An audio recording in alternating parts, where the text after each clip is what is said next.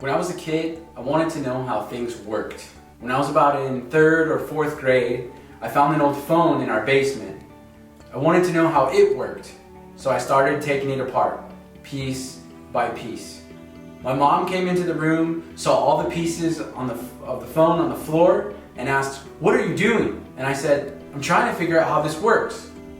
And my mom, being the great mom that she is, said, "Next time, ask me before you start taking something apart." Or, have you ever been around a little kid who just learned to ask the question, why? They're asking you a question, "What are you doing?" And you answer, "I'm making dinner," or doing something else. And they say, "Why?" And you respond, "Well, we're hungry, we need to eat, it's time to sit down for dinner." And they respond, "Why?" And this goes on and on and on. Why? Or has anyone ever said to you, "You ask too many questions"? Or maybe recently a teacher has told you, "You need to ask more questions in class." Or perhaps you have a lot of questions right now about the pandemic, about your school year, or about confirmation. See, questions are a big part of our lives and our faith. Questions like, does God exist? Does God love me? Is God listening? These are authentic questions that you may have asked yourself, a parent, or a teacher. About 10 years ago, a university in England had some questions about God too. They gathered 40 studies in 20 different countries and concluded that believing in God and the afterlife is part of human nature. While this study didn't prove the existence of God, it's still a big deal. You and I have this natural inclination, this hardwired desire to believe in a higher power. Throughout humanity's history, the history of the world and people, we've asked this question, does God exist? And for the most part, people have said, yes. And still, others have asked them, prove it through science. Science is not nearly enough though, because science tells us about the natural world and is limited to the physical and material part of the universe. God is not limited by the physical or material world. For example, things like beauty, truth, justice, and love.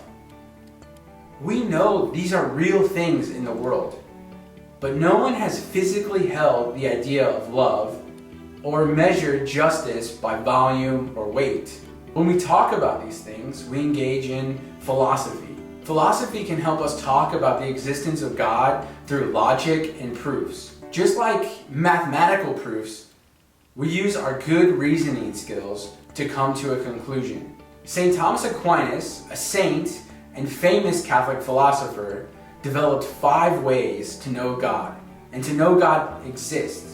The first 3 ways focus on the same idea that any series of events must have a first. For example, say you come to a railroad track and there's a long train stretching as far as you can see on the left and as far as you can see on the right. We know that train cars do not move on their own, right? We know that there's an engine car that puts the whole train into motion. Even though we can't see the engine, if we see a train moving, we trust that the engine must be there. The same is true of God. He set the world in motion, the universe, everything in it, set it in motion, and we trust that He is there. Another famous Catholic author and philosopher, C.S. Lewis, talked about our natural human desires, like hunger or thirst. We know we can satisfy these needs. When we're hungry, we get something to eat. And when we're thirsty, we get a drink of water.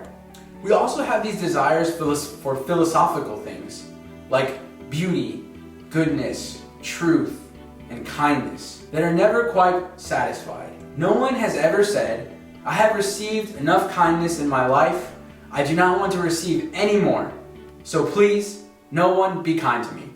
C.S. Lewis said that when we have these kinds of desires, which can't be satisfied, we were probably made for more, made for another world. We were made for heaven and to be with God.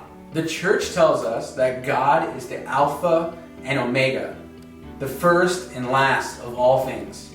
That God can be known from the material world using our reason and knowledge of Him. So if we believe in God, the next question asks us to encounter Him, to get to know Him personally, and to have faith that a God desires to be in relationship with us. God uses the church to reveal Himself to the world and us through divine revelation.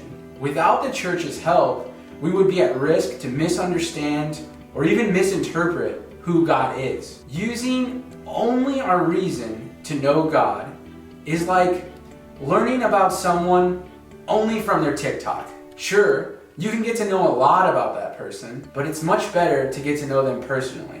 Sit down, have a conversation, and learn about them. So how do we get to know God? Through prayer, the church, going to faith formation.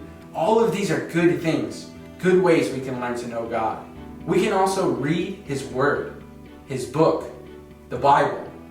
We will talk more about that next class and how God has chosen to reveal Himself through the church, through Holy Scripture.